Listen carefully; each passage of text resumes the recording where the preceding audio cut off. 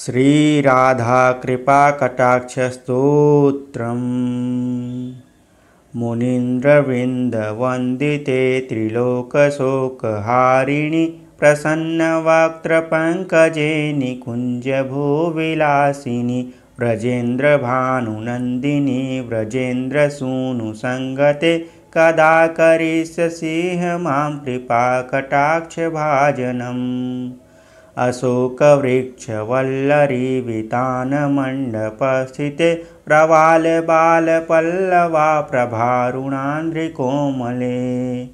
वराभयस्फुरत्करे प्रभूतसम्पदालये कदा करिष्यसि मां कृपाकटाक्षभाजनम् अनङ्गरङ्गमङ्गलप्रसङ्गभङ्गुरभ्रुवां सविभ्रमं ससभ्रमं दृगन्तबाणपातनैः निरन्तरं वशीकृतप्रतीतनन्दनन्दने कदा करिष्यसि मां कृपाकटाक्षभाजनम् तडित्सुवर्णचम्पकप्रदीप्तगौरविग्रहे मुखप्रभापरास्तकोटिशारदेन्दुमण्डले विचित्रचित्रसञ्चरच्चकोरसावलोचने कदा करिष्यसि मां कृपाकटाक्षभाजनम् मदोन्मदाति यौवने प्रमोदमानमण्डिते प्रियानुरागरञ्जिते कलाविलासपण्डिते अनन्यधन्यकुञ्जराज्यकामकेलिकोविदे कदा करिष्यसि मां कृपाकटाक्षभाजनम् अशेषहावभावधीरहीरहारभूषिते प्रभूतसात्कुम्भकुम्भकुम्भिकुम्भसुस्तनी प्रशस्तमन्दहास्यचूर्णपूर्णसौख्यसागरे कदा करिष्यसि मां कृपाकटाक्षभाजनम् मृणालवालवल्लरीतरङ्गरङ्गदोर्लते लताग्रलास्यलोलनीललोचनावलोकने ललल्लुलल्मिलल्मनोज्ञमुग्धमोहिनाश्रिते कदा करिष्यसि मां कृपाकटाक्षभाजनम् सुवर्णमल्लिकाञ्चितत्रिरेखकम्बुकण्ठगे त्रिसूत्रमङ्गलीगुणत्रिरत्नदीप्तिदीधिते सलोलनीलकुन्तलप्रसूनगुच्छगुम्फिते कदा करिष्यसि मां कृपाकटाक्षभाजनम्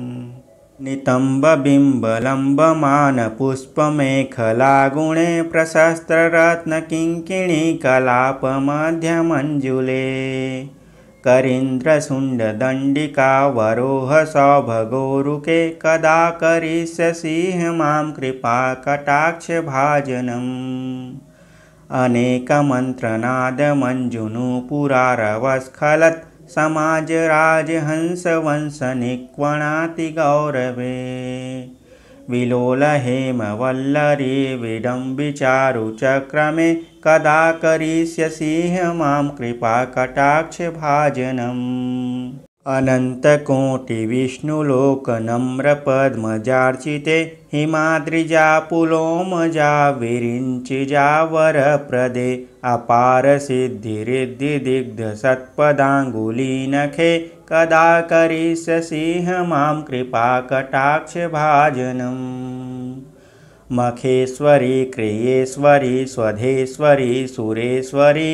त्रिवेदभारतीश्वरी प्रमाणशासनेश्वरी रमेश्वरी क्षमेश्वरी प्रमोदकाननेश्वरी व्रजेश्वरी व्रजाधिपे श्रीराधिके नमोऽस्तुते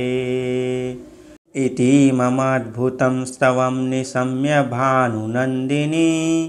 करोतु सन्ततं जनं कृपाकटाक्षभाजनम्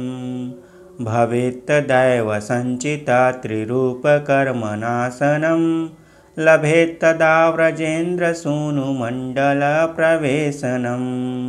राकायां च सीताष्टम्यां दशाम्यां च विशुद्धधी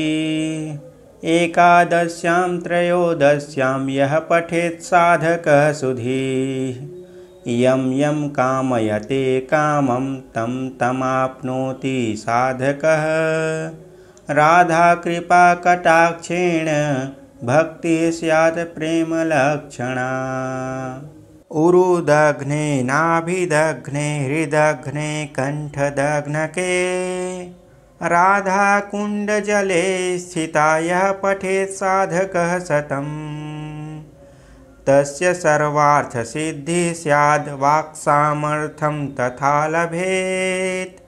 ऐश्वर्यं च लभेत् साक्षात् दृशा पश्यति राधिकाम् तेन स तत्क्षणादेव तुष्टा दत्ते महावरम्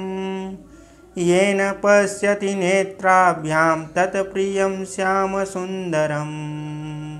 नित्यलीलाप्रवेशं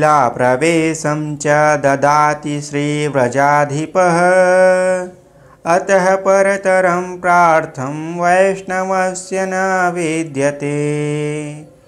इति श्रीमदूर्ध्वाम्नाये श्रीराधिकायाः कृपाकटाक्षस्तोत्रं सम्पूर्णम्।